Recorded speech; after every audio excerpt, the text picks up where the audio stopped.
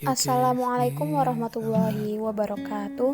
Di sini saya akan membawakan judul dengan tema Ekonomi Pasar Islam dengan mata kuliah Ekonomi Mikro Islam, dan saya sendiri Anissa Nur Fajrina dengan NIM 1804130047 dan dosen pengampu Ayu Azhara.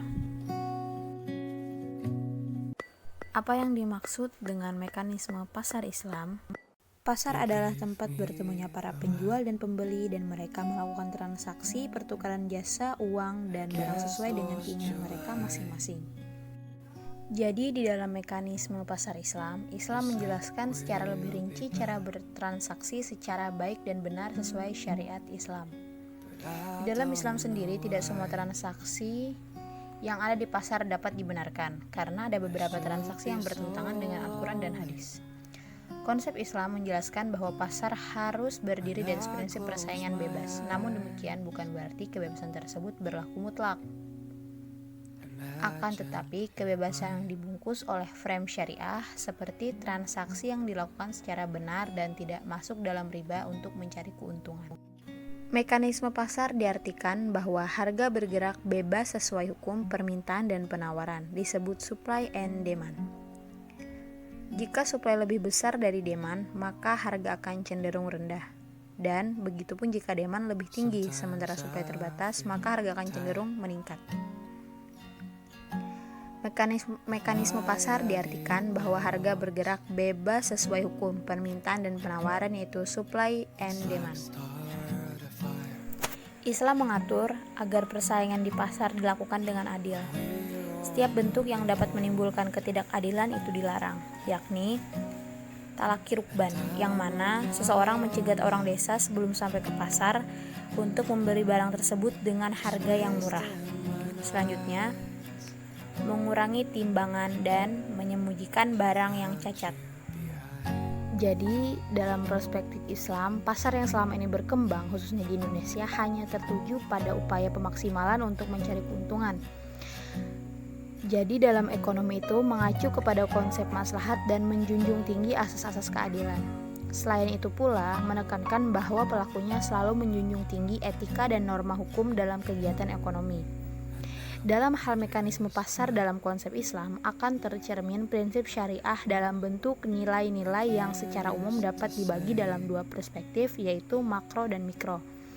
Nilai syariah dalam perspektif mikro menekankan aspek kompetensi atau profesionalisme dan sikap amanah.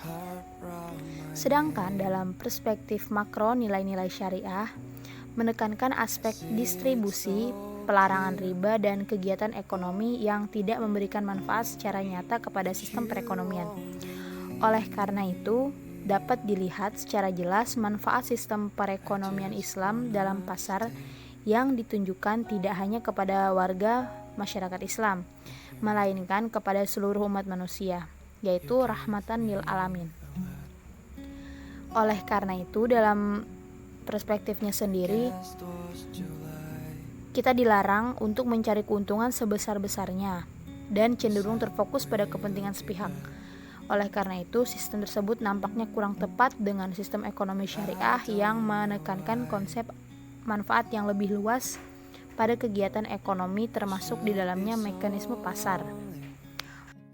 Jadi dari penjelasan yang sudah disampaikan tadi, bahwa mekanisme pasar dalam Islam, di mana Islam mengatur secara rinci dan detail bagaimana bertransaksi secara baik dan benar sesuai dengan syariat Islam, yang mana di dalam mekanisme pasar dalam Islam sendiri tidak ada pihak yang dirugikan, dan berbeda dengan sistem kapitalis yang bersifat penipuan, menzolimi, dan ada pihak yang pastinya dirugikan.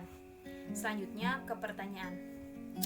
Pertanyaan pertama, bagaimana mengaplikasikan transaksi dalam syariat Islam secara merata dan sesuai dengan ajaran Islam? Jadi, diharapkan setiap individu mampu belajar agama, yang mana di dalam pelajaran agama tersebut Islam sudah membagikan dan mengelompokkan pelajaran, yang mana pelajaran muamalah yang mengatur secara khusus tentang bagaimana bertransaksi akad di pasar. Jadi pada masa Umar sendiri, Umar berkoar di pasar di tempat umum tersebut. Apabila seseorang ingin ke pasar, maka seorang tersebut harus belajar agama. Jadi dalam dalam hal ini mengaplikasikannya secara merata itu bukan hanya bersifat kepada beberapa masyarakat tertentu atau beberapa golongan tertentu, tapi diharapkan ke seluruh masyarakat dan seluruh lapisan masyarakat agar mampu memahami secara baik dan benar bagaimana transaksi muamalah tersebut. Jadi bukan hanya dipelajari, hal tersebut sangat perlu diamalkan dalam kehidupan sehari-hari. Selanjutnya, pertanyaan yang kedua yaitu bagaimana pihak konsumen menghadapi jika ada produsen yang berlaku tidak adil. Dalam hal ini, menurut saya terbagi dua, yang mana ada pihak konsumen yang memang sengaja melakukan hal tersebut dan ada juga pihak yang memang tidak sengaja.